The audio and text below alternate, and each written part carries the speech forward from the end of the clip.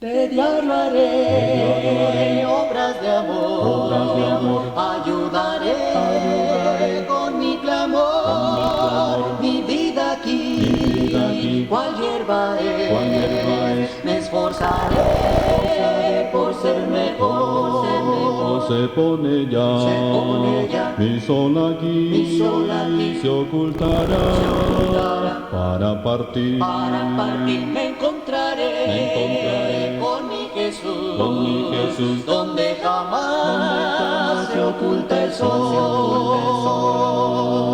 Al terminar mi senda aquí. Como ya los que han pasado han dicho aquí públicamente, gracias a nuestro Dios porque nos concede este grande privilegio de no solamente estar vivos físicamente, sino también estar vivos espiritualmente. Y pues también en nuestra vida hacernos partícipes de momentos como estos, que no son solamente fraternidad, sino que también es de compartir consejos, exhortaciones y todo aquello que creo que es necesario para el corazón, para el alma misma. Quiero decir, después de decir gracias a nuestro Dios, quiero decir también desde aquí gracias a los organizadores de estas actividades por hacerme partícipe. Y digo una vez más porque creo que fue el año pasado, no sé dónde ando, tuve la oportunidad de estar aquí para compartir también pensamientos de la palabra del Señor y compartir con alguna compañía, con hermanos, amigos de antaño, y esto creo que nos trae gran satisfacción. Y espero que no vengan como yo, pues desvelado, porque se van a dormir. Es que siempre me dejan momentos difíciles, como temas difíciles también. Fíjense la hora que es. A lo mejor algunos vinieron viajando y venían rápido y no tomaron ni café y así que no pudieron cortar el sueño. Pero acomódense para aquello de que si los vence el sueño. Pero me han pedido que hable acerca de contra la filosofía materialista. Así que yo voy a hablar posiblemente pura contra, porque filosofía a lo mejor me enredo y no quiero enredar a nadie. Y para empezar, contra la filosofía materialista, así de que se van a aguantar el hambre. Es la mejor manera, ¿no?, de darle más honor al tema. Espero no abusar de su atención, pero creo que el hablar contra no solamente el ecumenismo, no solamente contra la teología ciega, sino también contra el materialismo o la filosofía materialista, creo que razones nos sobran. Porque creemos, y más que creer por simple historia o simple teoría, creemos en experiencia propia como Iglesia del Señor, como miembros del cuerpo de Cristo, que ha sido el materialismo el que ha traído serias consecuencias, ha traído la muerte aún a congregaciones, a personas, y creo que el balaamismo la simonía está todavía, y creo que más crecida que nunca. Y creo que el materialismo ha rompido o ha roto a la iglesia del Señor a través de los siglos. Santiago habla de un materialismo que venía a dividir la iglesia. De ahí entonces que la iglesia cayó en prejuicios, haciendo o actuando de una manera parcial, dando más crédito a los acomodados que a los pobres. Y creo que el materialismo también ha roto ese verdadero ecumenismo, es decir, esa verdadera unidad por la cual Cristo oró. El materialismo también creo que ha roído corazones que eran íntegros ante Dios. El materialismo también ha roído la misma fe, como dijera el apóstol Pablo. Por el amor al dinero dice que algunos han naufragado de la fe. El materialismo creo que es en sí el que ha cegado, como lo decía el tema de nuestro hermano Felipe, ha cegado también o ha dado como resultado una teología ciega, es decir, que ha cegado el verdadero raciocinio. El materialismo en sí creo que es nocivo al alma, a la sociedad, a la familia y en todos los aspectos donde éste tiene que ver. Y debo de ser franco de que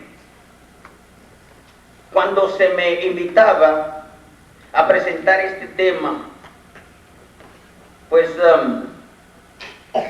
dije de dónde parto.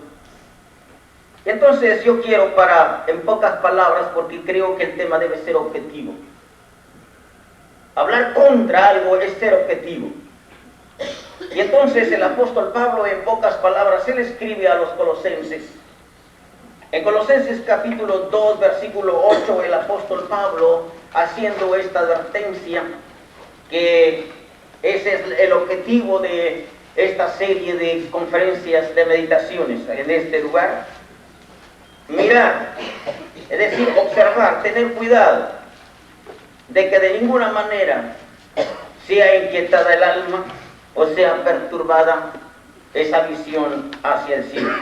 Dice Pablo en Colosenses 2:8, mirad que nadie os engañe por medio de filosofías y huecas sutilezas, según las tradiciones de los hombres, conforme a los rudimentos del mundo, y no según Cristo.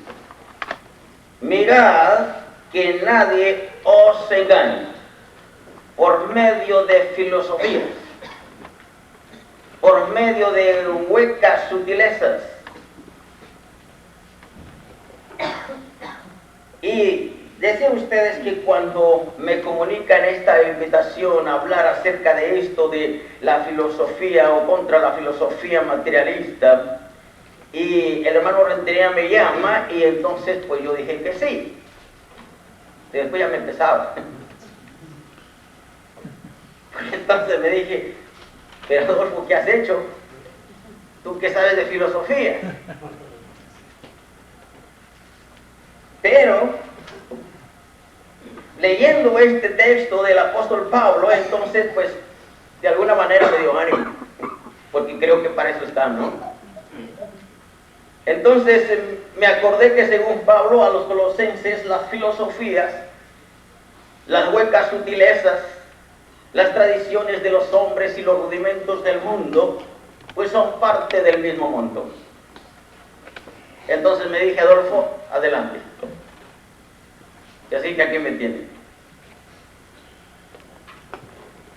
¿O de dónde viene el lesbianismo? ¿De dónde viene el homosexualismo? Y todos los sismos que ha mencionado el hermano Felipe. ¿De dónde viene todo eso que el apóstol Pablo registra en Romanos capítulo 1, versículos 21 al 32? Ahí en el versículo 21 y el versículo 28 nos da la respuesta, porque no tenemos tiempo para leer todos estos versículos, pero solamente quiero que veamos, porque aquí empieza la filosofía. Dice el apóstol en Romanos 1, 21, pues habiendo conocido a Dios, no le glorificaron como a Dios, ni le dieron gracias, sino que se envanecieron en sus razonamientos, y su necio corazón fue entenebrecido. Profesando ser sabios, se hicieron necios.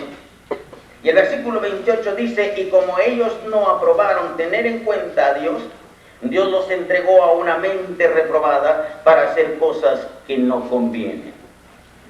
Quiero que desde aquí, si algo no pueden ustedes captarme o entenderme, quiero que nos llevemos desde estos momentos esta frase que el apóstol Pablo usa aquí. Es decir, en el versículo 21, donde el apóstol Pablo dice que ellos, habiendo conocido a Dios, no le glorificaron como a Dios, ni le dieron gracias, etc. Y sino que dice que ellos fueron entenebrecidos en sus corazones. Corazones ennegrecidos, corazones oscurecidos. Y luego dice el apóstol Pablo ahí, dice en el versículo 28, y como ellos no aprobaron tener en cuenta a Dios, Dios los entregó a una mente reprobada. A una mente reprobada. Un corazón entenebrecido. Un corazón necio. Y digo esto porque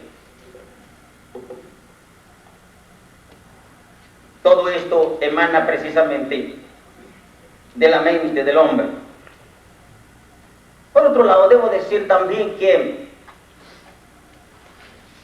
fui entrando en confianza, en realidad, porque me acordé de esa palabra filosofía. Los que estuvimos con el hermano Cortés, que no se va a acordar. Estamos en la escuela y traíamos en esas libretitas, en esas tarjetitas, toda la palabra filosofía. Y obviamente teníamos que aprendérnosla de memoria, porque si no, nos reprobaba el hermano Cortés. Entonces, esa palabra filosofía, pues, ¿qué significa esta palabra? Bueno, se nos dice que esta palabra es una palabra compuesta de origen griego, que está compuesta o derivada de filos, que significa amigo, y sofía, que significa sabiduría. Entonces, en pocas palabras, esto quiere decir amigo de la sabiduría. Entonces yo estoy buscando la manera de entrar en confianza. Entonces me dije, Adolfo, vas a hablar de amigos. Vas a hablar de amistades. Pero ¿saben dónde sí me puso a pensar más? Fue cuando me encontré el significado de la palabra filosofía. Entonces me encontré que filosofía es la ciencia que trata de la esencia, propiedades, causas y efectos de las cosas naturales. Fue aquí donde de plano no quise meterme. Y precisamente no quise meterme porque pensé, si se trata de conocer la esencia, propiedades, causas y efectos de cosas naturales, entonces estas pertenecen ¿a quién? Según 1 Corintios 2:14, pertenecen al hombre natural. A ese hombre natural que no percibe las cosas que son del Espíritu porque les son locura. Entonces me dije, Adolfo, tú no vas a hablarle a locos.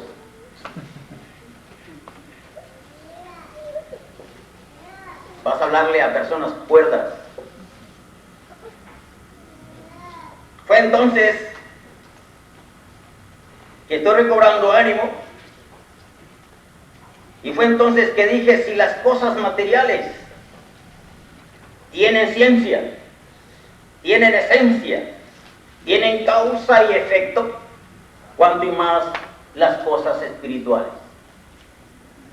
Porque las cosas espirituales también tienen esencia.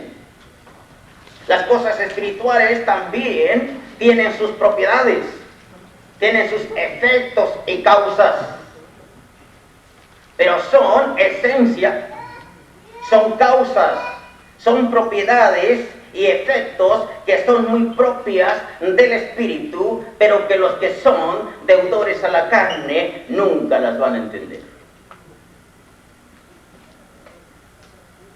Y siguiendo con el significado de la palabra filosofía, se me dijo por ahí que filosofía era un sistema, o diríamos en otras palabras, una doctrina de un filósofo. Y por ahí se me puso como ejemplo la filosofía de algunos, como Sócrates.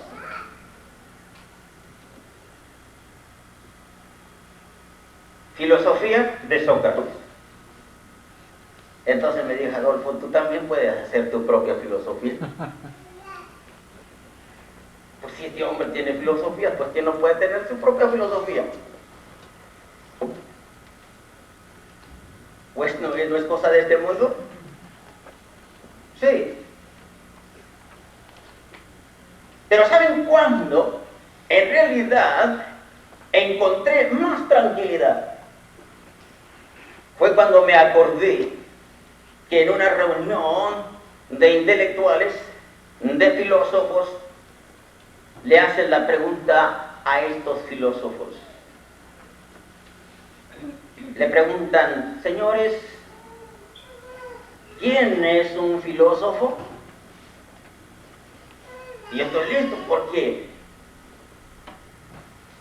cuando uno habla de filósofos, de intelectuales, hasta parece que son, digamos, del otro mundo, allá de extraterrestres o celestiales, divinos. No, son de aquí. Entonces por eso me llamó la atención. Y entonces le preguntan allá a los filósofos, señores, ¿quién es un filósofo? Y dijo por ahí uno, un filósofo es uno que razona.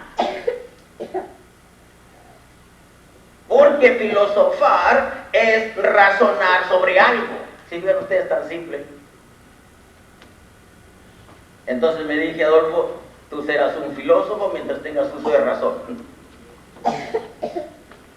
Y ya cuando tengas uso de razón, ¿qué eres? Un loco. Pero contesta otro filósofo por ahí a esta pregunta. ¿Qué es un filósofo? ¿Quién es un filósofo? Y este filósofo, él dijo, un filósofo es uno que razona buscando la respuesta al qué, al cuándo, al por qué, al dónde. Por lo tanto, dice este filósofo, desde el momento en que el hombre se pone a buscarle la respuesta al cuándo, al por qué, al dónde o al quién, esa persona está razonando, esa persona está filosofando.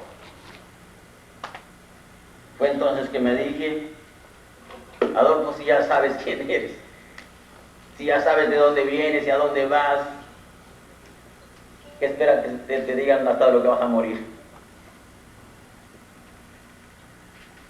Por otro lado,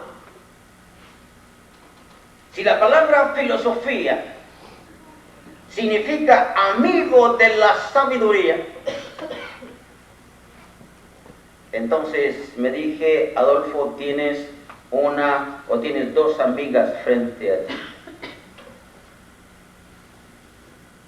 La amiga del mundo, que es terrenal, animal y diabólica, que te ofrece unas satisfacciones que hasta parecería que estás en el mismo cielo.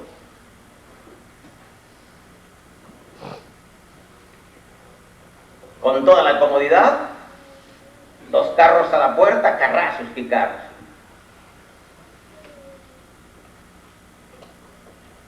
Alberca central, jacuzzi térmico, todo a control remoto, con lo más hermoso o hermosa al lado,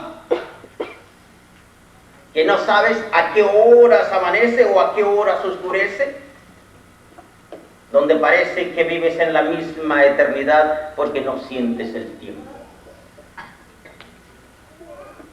Pero hay otra amiga. Hay otra amiga, Adolfo, me dije, la que ofrece todo lo contrario. La que te va a aconsejar todo lo contrario. La pura.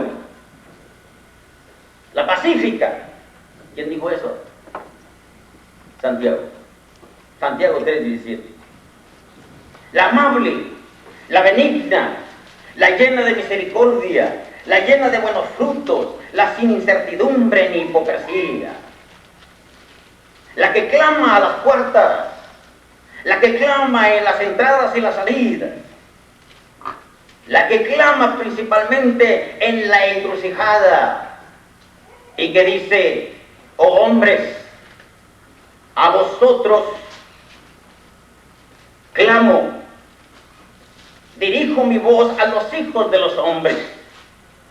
Entended, oh simples, discreción, y vosotros necios, entrad en cordura. Oí, porque hablaré cosas excelentes, y abriré mis labios para cosas rectas, porque mi boca hablará verdad, y la impiedad abomina mis labios. Justas son todas las razones de mi boca, no hay en ella cosa perversa ni torcida.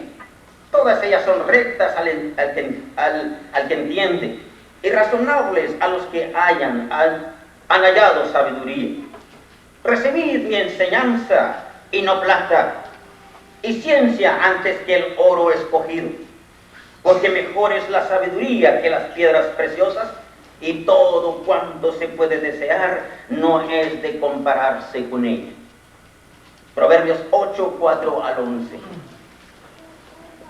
Si hablar de filosofía es hablar de pensar, si hablar de filosofía es hablar de razonar y juzgar respecto a las cosas de esta vida, debo decir que si el mundo en su literatura tiene sus grandes filósofos, tiene sus grandes pensadores, nosotros los cristianos no olvidemos que tenemos también en nuestra propia literatura 2 grandes pensadores respecto a lo material. Me refiero a Cristo el Señor y al rey Salomón. Estos 2 grandes pensadores, como todo mundo sabe, tuvieron la misma sabiduría de lo alto. Y como prueba de esto está la misma conclusión a la que llegaron respecto a lo material. ¿Qué dijo el Señor? Ya se citaba hace unos momentos esta frase del Señor de Mateo 4:4: no solo de pan vivirá el hombre, sino de toda palabra que sale de la boca de Dios. Las zorras tienen sus cuevas y las aves sus nidos, pero el Hijo del Hombre no tiene ni dónde recostar su cabeza. ¿Quién dijo esto? Esto lo dijo el Señor. Y esto lo dijo a uno que quería seguirle, para que entendiera y para que entiendan todos los que quieran seguirle que con él no existe el materialismo. Mirad, dijo el Señor, guardaos de toda avaricia, porque la vida del hombre no consiste en la abundancia de los bienes que posee. Lucas 12:15. ¿Quién dijo esto? Cristo el Señor. Es decir, el mismo a quien su amiga, la sabiduría, le ayudó a librarse de las tentaciones del materialismo, de los deseos de la carne, de los deseos de los ojos y de la vanagloria de la vida que le presentó Satanás allá en la tentación. ¿Quién dijo esto? Es Cristo el Señor, el que dijo: vamos ahora, ricos, llorad y aullad por las miserias que os vendrán. Vuestras riquezas están podridas y vuestras ropas están comidas de polilla. Vuestro oro y plata están enmohecidos, y su moho testificará contra vosotros y devorará del todo vuestra carne como fuego. Pero ¿qué dijo el rey Salomón? En Eclesiastés 2, 1 al 11, el rey Salomón, fijémonos cómo se expresa respecto a la forma de pensar, al razonar respecto a lo material. Dije yo en mi corazón: ven ahora y te probaré con alegría y gozarás de bienes. Mas he aquí, esto también era vanidad. A la risa dije: enloqueces. Y al placer, ¿de qué sirve esto? Propuse en mi corazón agasajar mi carne con vino, y que anduviese mi corazón en sabiduría, con retención de la necedad, hasta ver cuál fuese el bien de los hijos de los hombres, en el cual se ocuparan debajo del cielo todos los días de su vida. Engrandecí mis obras, edifiqué para mí casas, planté para mí viñas, me hice huertos y jardines, y planté en ellos árboles de todo fruto. Me hice estanques de agua para regar de ellos el bosque donde crecían los árboles. Compré siervos y siervas, y tuve siervos nacidos en casa. También tuve posesión grande de vacas y de ovejas, más que todos los que fueron antes de mí en Jerusalén. Me amontoné también plata y oro, y tesoros preciados de reyes y de provincias. Me hice de cantores y cantoras, de los deleites de los hijos de los hombres y de toda clase de instrumentos de música, y fui engrandecido y aumentado más que todos los que fueron antes de mí en Jerusalén. Y más de esto, conservé conmigo mi sabiduría. No negué a mis ojos ninguna cosa que desearan, ni aparté mi corazón de placer alguno, porque mi corazón gozó de todo mi trabajo, y esta fue mi parte de toda mi faena. Miré yo luego todas las obras que habían hecho mis manos, y el trabajo que tomé para hacerlas, y aquí todo era vanidad y aflicción de espíritu, y sin provecho debajo del sol. ¿Quién dijo esto? El rey Salomón. Por eso digo que estos dos grandes pensadores, es decir, Cristo y Salomón, llegaron a la misma conclusión respecto a lo material, porque tuvieron la misma sabiduría de lo alto. Pero debo hacer la aclaración. Debo hacer la aclaración de que mientras que Cristo el Señor, ni la punta de un cabello y ni la punta de la uña de sus pies se mancharon con el materialismo, Salomón, con todo y chanclas, como decimos en México, con todo y chanclas y hasta la coronilla, se metió al fango del placer y de lo material. ¿Y saben lo que se le divisaba a Salomón? La sabiduría. La sabiduría. ¿Se imaginan ustedes a Salomón entre sus hermosas mujeres? ¿Que una docena?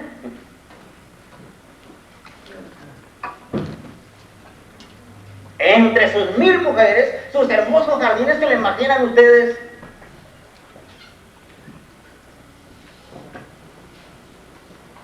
Pero diciendo: soy sabio.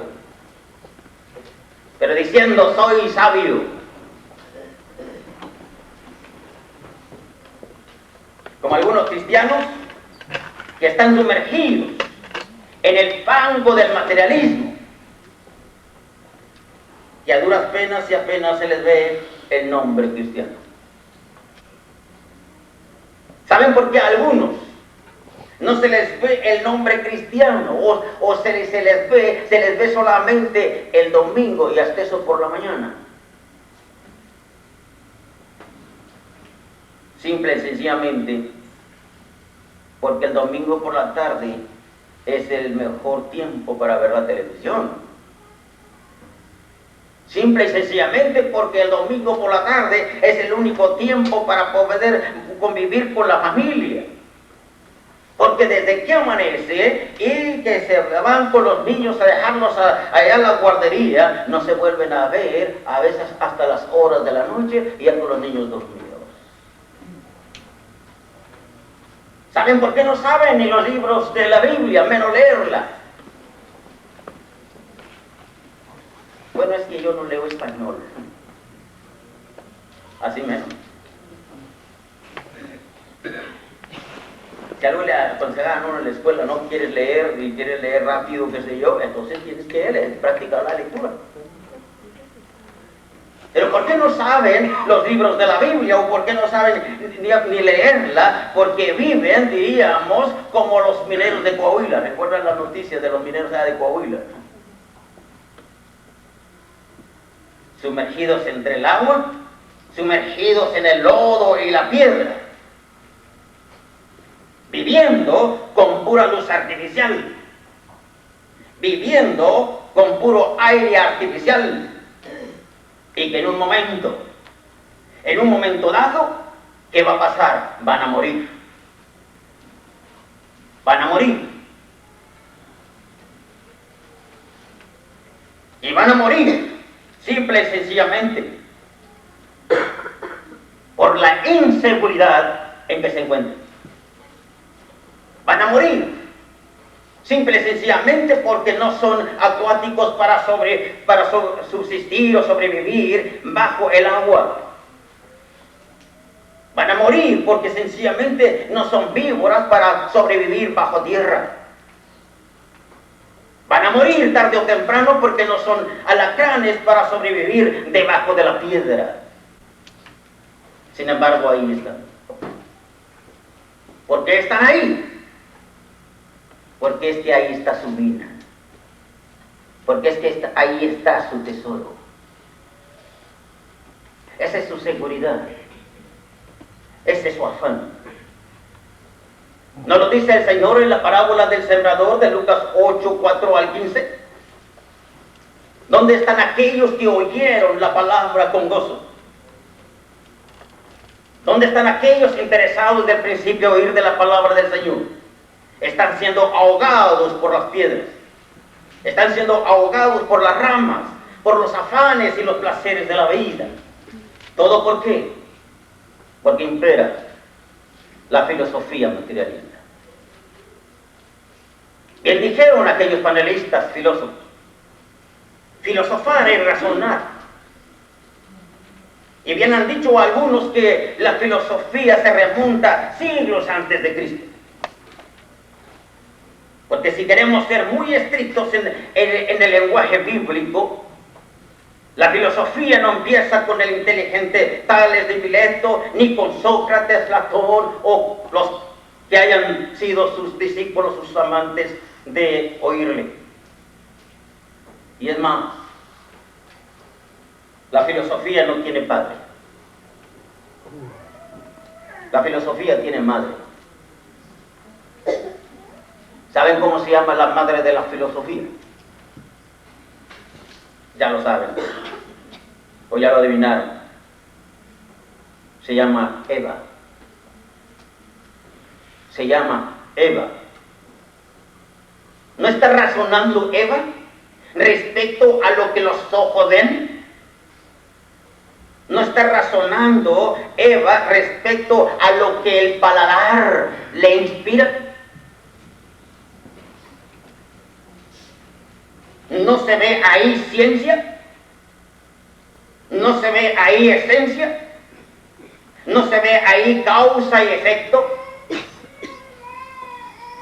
Y como dijera Capulina, para efectito, ¿no?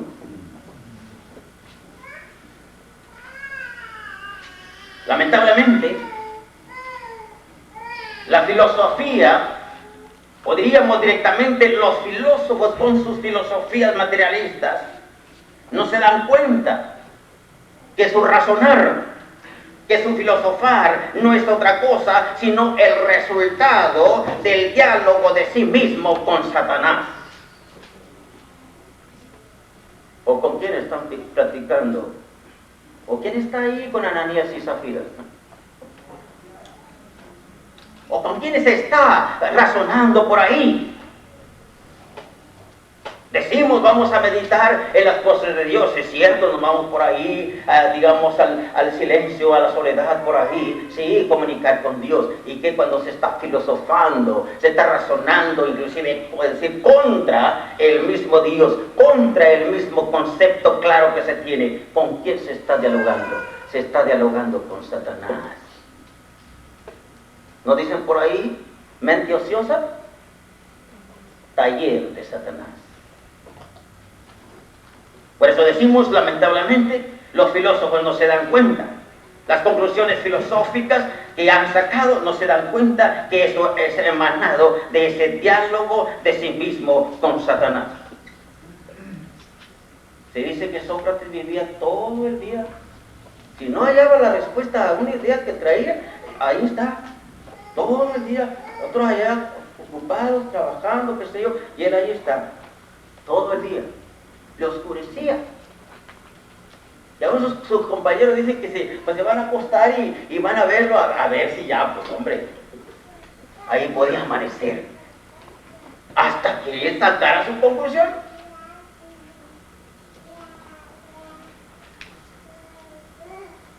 Ese es el diálogo con Satanás.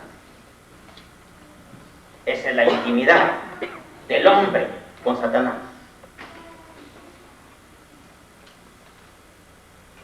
El que, o diríamos, bien han dicho estos filósofos, filosofar es razonar. Porque no olvidemos que en el momento en que empiezas a buscarle la respuesta al qué, al cuándo, etc., te estás encontrando con una de las leyes primarias en la existencia del hombre, que es la razón. ¿O cuáles son las clásicas preguntas del niño? ¿No son esas? ¿Por qué esto, mamá? ¿Por qué aquello? ¿Cuándo? ¿Dónde? Las preguntas de los niños.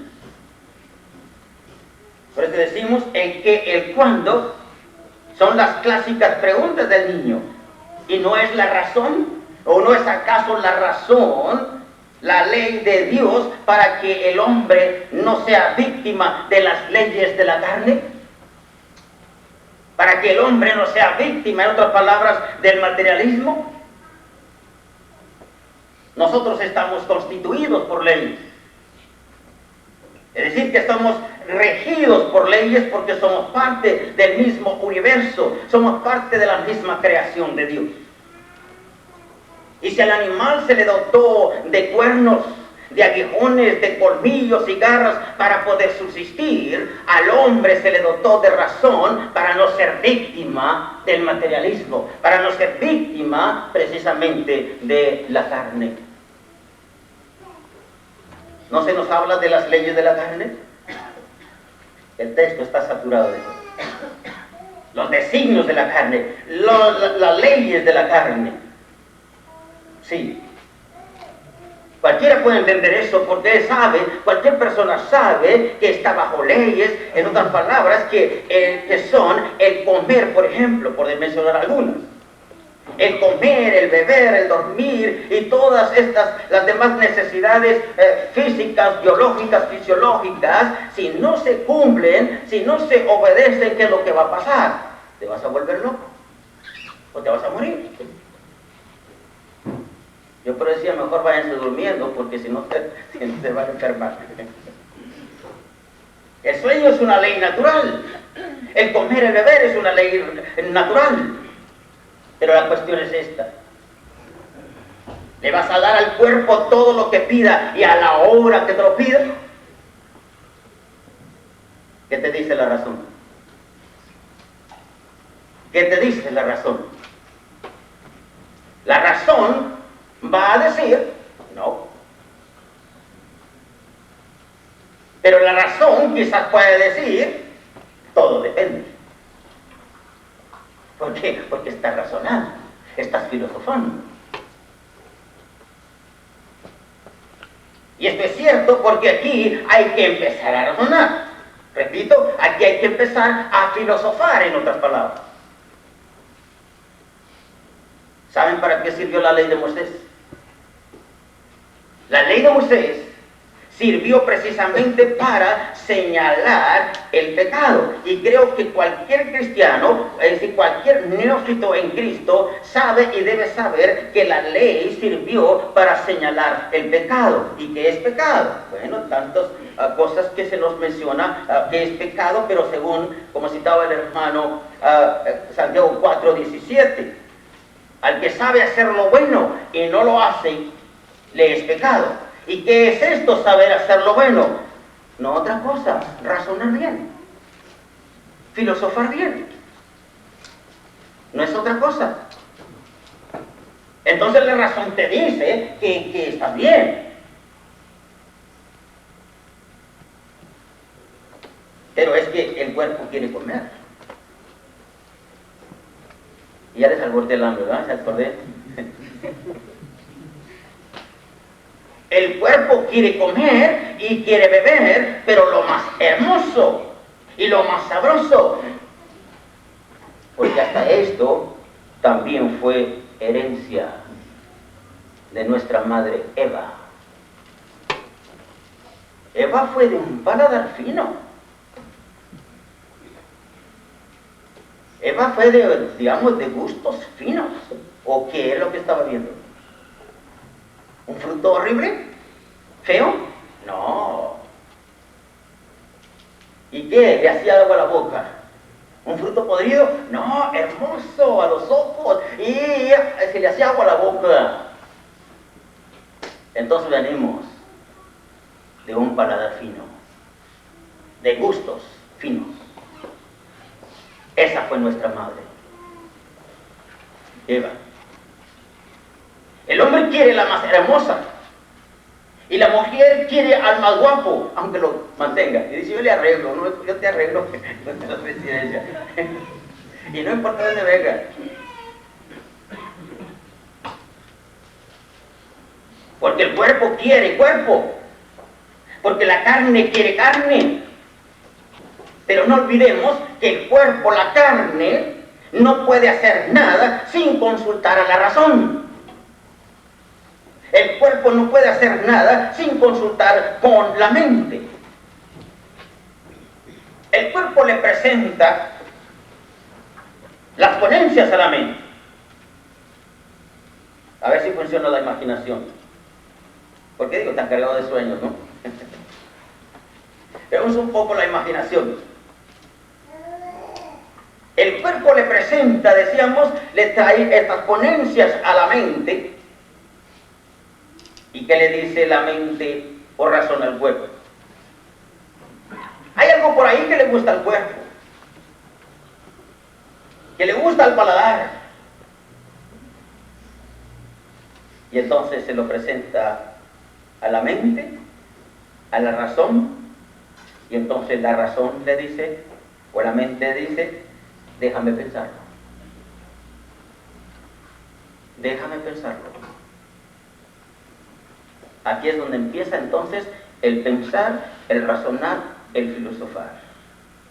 ¿Y cuál creen ustedes que sea la respuesta de la razón? Entonces la razón llega ante el cuerpo y le va a decir, mi hermoso cuerpo, mi hermoso cuero, lo que tú quieres es muy razonable, es un común eso, es muy lógico.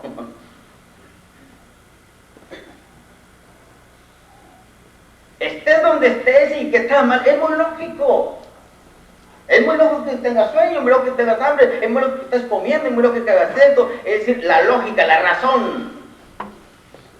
Por eso la razón le va a decir al cuerpo, mira lo que tú me propones, lo que tú quieres, pues tiene mucha razón de ser. Pero, como yo no puedo vivir sin ti, le dice la razón, la mente al cuerpo, yo no puedo vivir sin ti. ¿O cómo podría comerse Eva, por ejemplo, aquel fruto? ¿Iba a poner la boca que le cayera? Tenía que ir con el cuerpo, tenía que usarlo. ¿Andaba toda hambrienta Eva? No. ¿Por hambre? ¿Dios los tenía ahí muriéndose de hambre? No. Entonces, la razón llega ante el cuerpo y le dice, como yo no puedo vivir sin ti, entonces lo que tú me has propuesto lo he estado pensando, lo he estado razonando muy bien. ¿Y qué digo razonando muy bien? Lo he estado filosofando muy bien. Y he llegado a la conclusión de que si te gusta, de que si te complace, si esto te trae más ganancia, si esto te alegra, o como dicen por ahí, pues si se llevan bien, si se aman, entonces, ¿qué dice la razón al cuerpo? Adelante, adelante, tómalo, hazlo. Nada más, toma tus precauciones. ¿Quién dice eso? La razón. Nada más toma tus precauciones. Por aquello del SIDA, ¿no? O del child support, como dicen aquí. Toma tus precauciones. La razón que le dice al cuerpo, toma tus precauciones. Reúnete de menos cada mes por aquello de que los hermanos no empiecen a hablar, ¿no?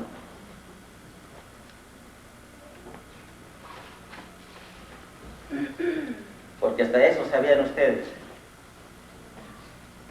¿Quién está en las reuniones? ¿Quién manda a quién? ¿El cuerpo manda a la razón a que vaya a las reuniones de la iglesia, a las actividades espirituales? No, es la razón la que manda el cuerpo. Entonces lo que está ahí, en las reuniones, en las cosas espirituales, es el cuerpo. ¿La mente dónde está?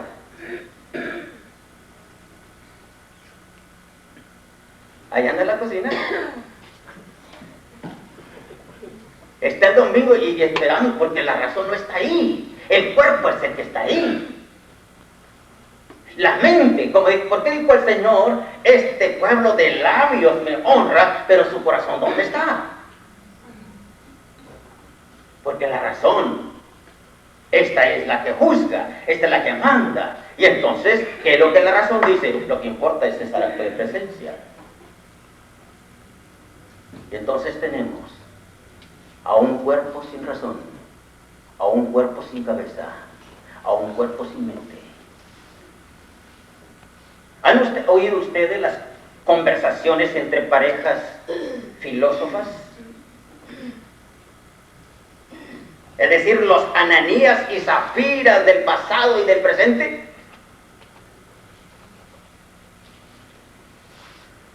¿Qué te parece, Hani? Dicen por aquí. ¿Echamos a la ofrenda según hayamos prosperado o le quitamos? ¿Qué creen ustedes que va a decir Zafira? No, viejo. No, mi amor, no. Echamos una parte nada más. Porque vale más que nos sobre y no que nos falte. Y entonces contesta por ahí Ananías. Contesta por ahí la Ananías. Pero Hani, es que el texto dice que según hayas prosperado. Bueno, sí, mi amor, pero ¿quién sabe cuánto ganas?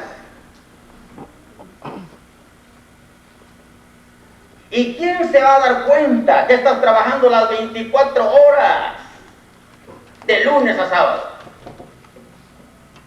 No, no se van a dar cuenta, ¿verdad? ¿El domingo cómo está?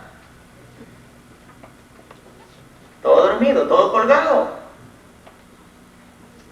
¿Por qué? Porque esa es su norma de vida. Además, dice por ahí la Zafira, todo el mundo sabe que somos 4 de familia y todo el mundo sabe que tenemos pues 4 carros.